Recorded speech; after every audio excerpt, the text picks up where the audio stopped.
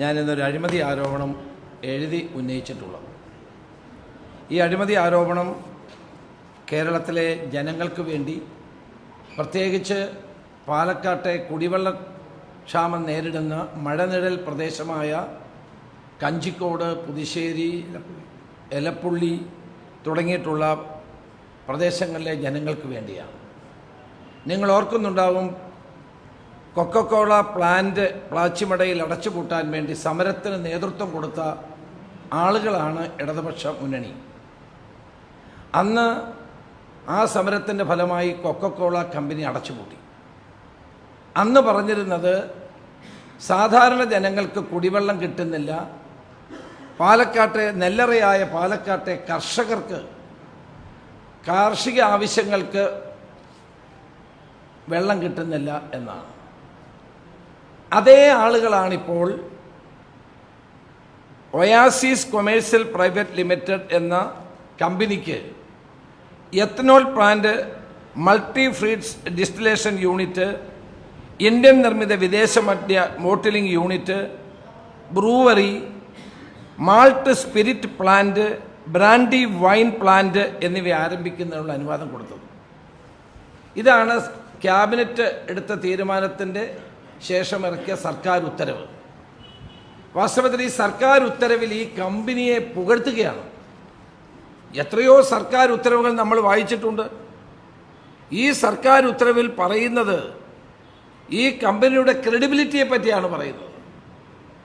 ഈ കമ്പനിയെ പറ്റി പ്രതിപക്ഷ നേതാവ് പറഞ്ഞു നേരത്തെ, ഡൽഹിയിലെ മദ്യനയ കേസിൽ ഇതിൻ്റെ ഒരു ഡയറക്ടർ പ്രതിയാണ്. പഞ്ചാബിൽ അവിടെ വെള്ളം മലിനപ്പെടുത്തുന്നതുമായി ബന്ധപ്പെട്ട നിരവധി കേസുകൾ അവരുടെ കയ്യിലുണ്ട്.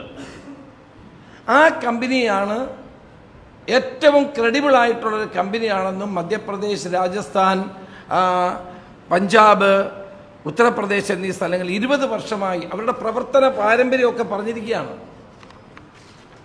അവിടെ നിന്നാണ് ഞങ്ങൾക്ക് തുടങ്ങാനുള്ളത്. ഈ കമ്പനിയെ എങ്ങനെ ഇവർ തിരഞ്ഞെടുത്തു? 2018-ൽ 3 ഡിസ്റ്റിലറികളും 3 ബ്രൂവറികളും 1 ഡിസ്റ്റിലറിയും ആരംഭിക്കാനുള്ള തീരുമാനമെടുത്ത് അന്നത്തെ പ്രതിപക്ഷം ശക്തമായി എതിർത്തതുകൊണ്ട് അത് പിൻവലിക്കേണ്ടി വന്നു. ആ പിൻവലിച്ചതിന് ശേഷം ഒരു നിയമ നടപടിയും ചട്ടങ്ങളും പാലിക്കാതെയാണ് അന്ന് എഴുതി കൊടുത്തത്. ഇപ്പോൾ ഇതിനു വേണ്ടി എന്തായി? മദ്യനയം രൂപീകരിച്ചു. അത് കഴിഞ്ഞ് ക്യാബിനറ്റിൽ കൊണ്ടുപോയി. ക്യാബിനറ്റ് ഇപ്പോൾ അനുമതി കൊടുത്തിരിക്കുകയാണ്. എലപ്പുള്ളി പഞ്ചായത്തിൻ്റെ അനുമതിയില്ല. വാട്ടർ അതോറിറ്റി വെള്ളം കൊടുക്കാമെന്ന് ഒരിടത്തും പറഞ്ഞു. ഇന്ന് വാട്ടർ അതോറിറ്റിയുടെ ആളുകളുടെ പ്രസ്താവന പുറത്തു വന്നിട്ടുണ്ട്, അവർ വെള്ളം കൊടുക്കും എന്ന് പറഞ്ഞിട്ടില്ല. അവിടെ കിൻഫ്ര പാർക്കിലേക്ക് മലമ്പുഴ അണക്കെട്ടിൽ നിന്ന് വെള്ളം കൊടുക്കാൻ പോലുമില്ല. അവിടെ കുടിവെള്ളം കിട്ടുന്നില്ല. ആ സ്ഥലത്താണ് ഇപ്പോൾ ഈ ഒയാസിസ് കൊമേഴ്സ്യൽ പ്രൈവറ്റ് ലിമിറ്റഡ് എന്ന കമ്പനിക്ക് ഇത്രയും വലിയ പ്ലാന്റുകൾ സ്ഥാപിക്കാനുള്ള അനുവാദം കൊടുത്തിരിക്കുന്നത്. പ്രതിദിനം 5 ലക്ഷം ലിറ്റർ കുടിവെള്ളം ഇതിനു വേണ്ടി ഉപയോഗിക്കേണ്ടി വരും. ആദ്യത്തെ റൗണ്ട്. അത് കഴിഞ്ഞാൽ വീണ്ടും കൂടും. 80 മില്യൺ വരെ ഉപയോഗിക്കുന്ന തരത്തിലേക്ക് ഇത് മാറും.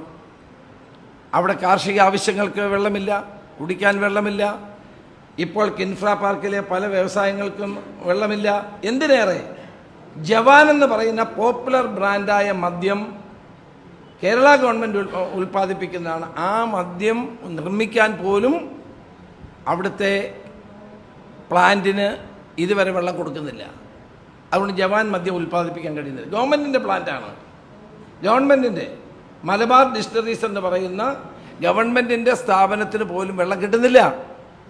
അപ്പോഴാണ് പറയുന്നത് റെയിൻ വാട്ടർ ഹാർവെസ്റ്റിംഗ് നടത്തും. റെയിൻ ഷാഡോ ഏരിയ ആണിത്. മഴനിഴൽ പ്രദേശത്ത് എത്ര ശതമാനം വെള്ളം കിട്ടുമെന്ന് ഇവർ പഠിച്ചിട്ടുണ്ടോ? ശാസ്ത്രീയ പഠനം നടത്തിയിട്ടുണ്ടോ? ഭൂഗർഭ ജലത്തിൻ്റെ അളവ് പരിശോധിച്ചിട്ടുണ്ടോ? അതുമാത്രമല്ല, ഈ കമ്പനിയെ എങ്ങനെ തിരഞ്ഞെടുത്തു? ഇപ്പോൾ പറയുന്നത് ഒയാസിസ് എന്ന് പറയുന്ന കമ്പനി ലിസ്റ്റ് ചെയ്ത കമ്പനിയാണ്. ധാരാളം കമ്പനികൾ ലിസ്റ്റ് ചെയ്തിട്ടുണ്ട്. ഇപ്പോൾ ഓയിൽ കമ്പനികളുടെ പിന്തുണയുണ്ടെന്നാണ് പറയുന്നത്. ഏത് ഓയിൽ കമ്പനിയാണ് ഇവരെ പിന്തുണച്ചതെന്ന് ഞങ്ങൾക്കറിയില്ല. രാജ്യത്ത് നിരവധി ഓയിൽ കമ്പനികളുണ്ട്, പ്രൈവറ്റ് ഓയിൽ കമ്പനികളുണ്ട്. അവരാരെങ്കിലും ഒരു സർട്ടിഫിക്കറ്റ് കൊടുത്തതിൻ്റെ പേരിൽ അവരെ മാത്രം എങ്ങനെ തിരഞ്ഞെടുത്തു? വളരെ ഗൗരവമായ മറ്റൊരു കാര്യം കൂടി ഞാൻ പറയാൻ ആഗ്രഹിക്കുന്നു. തെലങ്കാനയിലെ കഴിഞ്ഞ ഗവൺമെൻറ് ചന്ദ്രശേഖർ റാവുവിൻ്റെ ഗവൺമെൻറ് ഇതിൻ്റെ പിന്നിലുണ്ട്. ചന്ദ്രശേഖർ റാവു ഈ ഇടപാടിൻ്റെ പിന്നിലുണ്ട്. അതുപോലെ തന്നെ ആ ഇടപാടും മുഖ്യമന്ത്രിയും ചന്ദ്രശേഖർ റാവുവും തമ്മിലുള്ള ബന്ധം എല്ലാവർക്കും അറിയാം. ഞാൻ ഇപ്പോഴേ അത്ര മാത്രമേ പറഞ്ഞു നിർത്തുന്നുള്ളൂ. അതിൻ്റെ പിന്നിൽ മുൻ മുഖ്യമന്ത്രി ചന്ദ്രശേഖർ റാവുവും അവിടുത്തെ ഗവൺമെൻറ്റും ഇവിടുത്തെ ഗവൺമെൻറ്റും തമ്മിലൊരു ഒളിച്ചുകളി ഈ കാര്യത്തിൽ നടക്കുന്നുണ്ട്. അങ്ങനെയാണ് ഈ ഒയാസിസ് എന്ന് പറയുന്ന കൊമേഴ്സ്യൽ പ്രൈവറ്റ് ലിമിറ്റഡ് കമ്പനിയെ ഇവർ തിരഞ്ഞെടുത്തത്. ആ കമ്പനിയെ തിരഞ്ഞെടുപ്പിൽ ഞങ്ങൾക്ക് അഭിപ്രായ വ്യത്യാസമുണ്ട്. അതിനകത്ത് ഫേവറേറ്റിസമുണ്ട്, നെപ്പോട്ടിസമുണ്ട്. അതുകൊണ്ട് ഇത് കറപ്ഷനാണെന്ന് ഞങ്ങൾ പറയുന്നു. ഈ അഴിമതി ആരോപണം വളരെ ഉത്തരവാദിത്വത്തോടെ നിയമസഭയിൽ എഴുതി കൊടുത്ത് പ്രതിപക്ഷം തീരുമാനിച്ചതിനനുസരിച്ച് ഞാൻ എഴുതി കൊടുത്തതാണ്. പ്രതിപക്ഷ നേതാവ് ഇവിടെ പറഞ്ഞത് ശരിയാണ്. ഇന്നലെ ഞാൻ എൻ്റെ ഗാന്ധിഗ്രാം പരിപാടി നേരത്തെ തീരുമാനിച്ചു പോയതാണ്. എല്ലാ വർഷവും ജനുവരി 1-ാം തീയതി നടത്തേണ്ട മൻമോഹൻ സിംഗിൻ്റെ മരണം കാരണം മാറ്റിവെച്ചതാണ് ഇന്ന് 21. അത് മാറ്റാൻ കഴിയാത്തതുകൊണ്ടാണ് ഇന്നലെ വരാതിരുന്നത്. അത് വളരെ ഉത്തരവാദിത്വ ബോധത്തോട് ഞങ്ങൾ ഉന്നയിക്കുന്നു. ഗവൺമെൻറ് ജനനന്മയെ കരുതി ഇത് പിൻവലിക്കണം എന്ന് ഞാൻ ആവശ്യപ്പെടുക. രണ്ടാമതൊരു കാര്യം കൂടിയുണ്ട്. എൻ്റെ ഒരു ഗസറ്റ് നോട്ടിഫിക്കേഷൻ ഉണ്ട്. പത്രങ്ങളിലോ മാധ്യമങ്ങളിലോ ഇത് വരാത്തതിൽ എനിക്ക് ആശ്ചര്യമുണ്ട്. കേരളത്തിലെ 89 സ്ഥലങ്ങൾ ടൂറിസ്റ്റ് ഡെസ്റ്റിനേഷനായി പ്രഖ്യാപിച്ചുകൊണ്ടുള്ള ഉത്തരവാണ്. ജ്യോതിലാൽ ഇറക്കിയ ഉത്തരവാണ്. ജ്യോതിലാൽ ഏത് ഉത്തരവും ഏത് സമയത്തും ഇറക്കുമെന്ന് നിങ്ങൾക്കറിയാം. ഇത് എൻ്റെ ഇറക്കാനുള്ള കാരണം ഇവിടെ 89 സ്ഥലത്ത് വൈൻ പാർലറും ബിയർ പാർലറും അനുവദിക്കാം എന്നുള്ളതാണ് ഇതിൻ്റെ കാര്യം. കാരണം ടൂറിസ്റ്റ് ഡെസ്റ്റിനേഷനായി വെച്ചാൽ മാത്രമേ എൻ്റെ പേരുകളൊന്നും തന്നെയായി ഇത്ര 89 സ്ഥലമുണ്ട്. ഈ ഗസറ്റ് നോട്ടിഫിക്കേഷൻ പ്രകാരം ടൂറിസ്റ്റ് കേന്ദ്രങ്ങളായി പ്രഖ്യാപിച്ചാൽ മാത്രമേ 89 സ്ഥലങ്ങൾ വൈൻ പാർലറുകളും ബിയർ പാർലറും അനുവദിക്കാൻ കഴിയൂ. ഇതുകൂടി ചേർത്ത് വായിക്കണം. നാട്ടിൽ മദ്യം ഒഴുക്കുകയാണ് അനാവശ്യമായി. ആവശ്യമില്ലാത്തടത്തെല്ലാം ഇത് കൊടുത്ത് ഇതുകൊണ്ടൊന്നും ടൂറിസ്റ്റുകൾ വരുന്നില്ല. ടൂറിസ്റ്റുകൾ വരുന്നത് ഇതിനു വേണ്ടിയാണോ വരുന്നത്? ഒന്നുമല്ലല്ലോ. അപ്പോൾ വളരെ ബോധപൂർവമായി ഇതിൻ്റെ എല്ലാം പിന്നിൽ കൊടിയ അഴിമതിയുണ്ട്. ആ അഴിമതി അന്വേഷിക്കണം.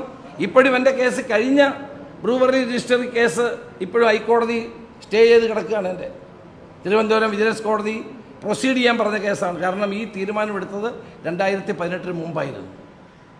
ഈ തീരുമാനം ഏതെങ്കിലും മന്ത്രിയോ മുഖ്യമന്ത്രിയോ പ്രോസിക്യൂട്ട് ചെയ്യണമെങ്കിൽ അവരുടെ അപ്പോയിൻറ്റിംഗ് അതോറിറ്റിയുടെ അനുവാദം വേണമെന്നുള്ള തീരുമാനം 2018 എടുത്തത്. അതുകൊണ്ടാണ് ഗവർണർ എനിക്ക് തരാതെ അതിനെ ചോദ്യം ചെയ്ത് ഞാൻ. കാരണം ഈ തീരുമാനം എടുക്കുന്നതിന് ശേഷമാണ് ആ ഉത്തരവ് പാർലമെൻറ്റ് പാസ്സാക്കിയത്. അപ്പോൾ ഇപ്പോഴും കോടതിയിൽ നിൽക്കുന്ന എൻ്റെ കേസ് നിൽക്കുമ്പോഴാണ് ഇപ്പോൾ വീണ്ടും ഇതുപോലെ ജലക്ഷാമം നേരിടുന്ന ഒരു പ്രദേശത്ത് ഇത്തരത്തിലുള്ള ഒരു പ്ലാന്റ് 600 കോടി രൂപയുടേതാണ്. കോടിയെന്ന് കേട്ടാൽ ഇടതുപക്ഷത്തിന് ഇപ്പോൾ വലിയ സ്നേഹമാണ്. കോടിയെന്ന് കേട്ടപ്പോഴത്തേക്ക് ഇവർക്ക് താല്പര്യം കൂടി. അങ്ങനെയാണ് ഇത് അനുവദിച്ചത്. ഇതിനെ ശക്തമായി തന്നെ ഞങ്ങൾ എതിർക്കും. ഇത് പിൻവലിക്കണമെന്ന് ആവശ്യപ്പെടുന്നു.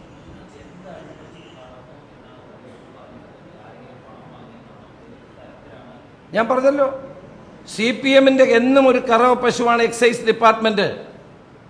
3 ഡിസ്റ്ററിയും 3 ബ്രൂവറിയും 1 ഡിസ്റ്ററിയും അനുവദിക്കാൻ വന്നപ്പോൾ ഞങ്ങൾ എതിർത്തത് കാര്യകാരണ സഹിതമായിരുന്നു. അത് മനസ്സിലാക്കിയിട്ടാണ് മദ്യനയത്തിൽ ആദ്യം മാറ്റം വരുത്തുന്നു, ക്യാബിനറ്റിൽ കൊണ്ടുപോകുന്നു, ക്യാബിനറ്റ് തീരുമാനിക്കുന്നു. അപ്പോൾ ഇതിൻ്റെ പിന്നിൽ വൻ അഴിമതിയാണ്. പാർട്ടി നടത്തിയ ഒരു വലിയ അഴിമതിയാണ്.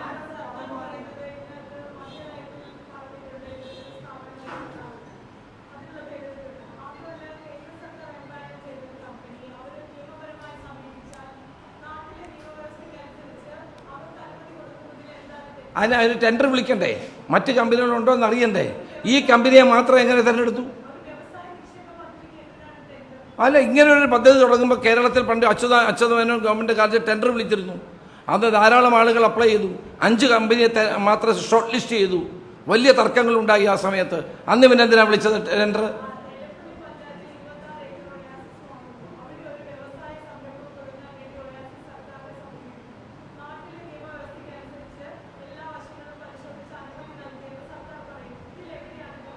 ഇത് 3 കാര്യങ്ങളുണ്ട്. ഒന്ന്, എലപ്പുള്ളി പഞ്ചായത്തിൽ ഈ ശാസ്ത്രീയ പഠനം നടത്തിയിട്ടുണ്ടോ ഇവിടെ വെള്ളം കിട്ടുമെന്ന്? വാട്ടർ അതോറിറ്റി പറയുന്നു കിട്ടുന്നില്ല എന്ന് പറയുന്നു. 2, ഈ കമ്പനിയെ മാത്രം എങ്ങനെ തിരഞ്ഞെടുത്തു? ഇന്ത്യയിൽ ഈ കമ്പനി മാത്രമേ ഉള്ളൂ. ഇവർ പറയുന്നതനുസരിച്ച് ഈ കമ്പനി മാത്രമേ ഉള്ളൂ എന്നാണ് പറയുന്നത്.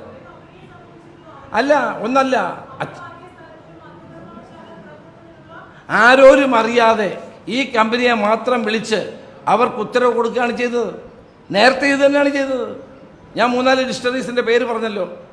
നിലവിൽ പോലും ഇല്ലാത്ത കമ്പനികളെ കടലാസിൽ അപേക്ഷ വാങ്ങി അവർ ഓർഡർ കൊടുക്കുകയാണ് ചെയ്തത്. അന്നത് പിൻവലിക്കേണ്ടി വന്നില്ലേ? അതുപോലെ ഇതും പിൻവലിക്കേണ്ടി വരും.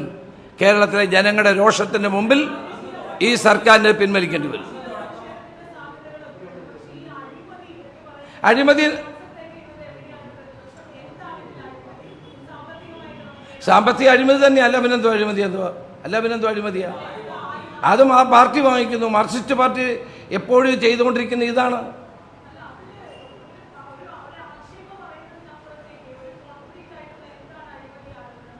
അല്ല, അത് വരട്ടെ. അഴിമതി എത്ര ഉണ്ടെന്നൊക്കെ ഇതുകൊണ്ട് തീരുന്നില്ലല്ലോ. ഇനി പറയാം നമുക്ക്.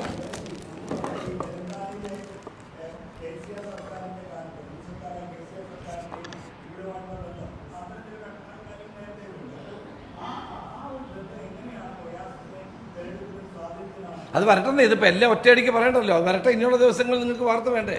ഇതിൽ വളരെ വളരെ സിമ്പിളായിട്ടൊരു കാര്യം പറയാം. ഒന്ന്, ഇത് കഴിഞ്ഞ ഗവൺമെൻറ്റിൻ്റെ കാലത്ത് ശ്രമിച്ച് പരാജയപ്പെട്ട ഇവർക്ക് കൊടുക്കാൻ വേണ്ടി ഈ മദ്യനയത്തിൽ, നിങ്ങൾ മദ്യനയത്തിലെ 24 നോക്കൂ എന്നാണ് എക്സൈസ് മന്ത്രി പറഞ്ഞത്. 24 എന്താ പറഞ്ഞിരിക്കുന്നത്? എക്സ്ട്രാ ന്യൂട്രൽ ആൽക്കഹോൾ ഉണ്ടാക്കാൻ അനുമതി കൊടുക്കുമെന്നാണ്. ഈ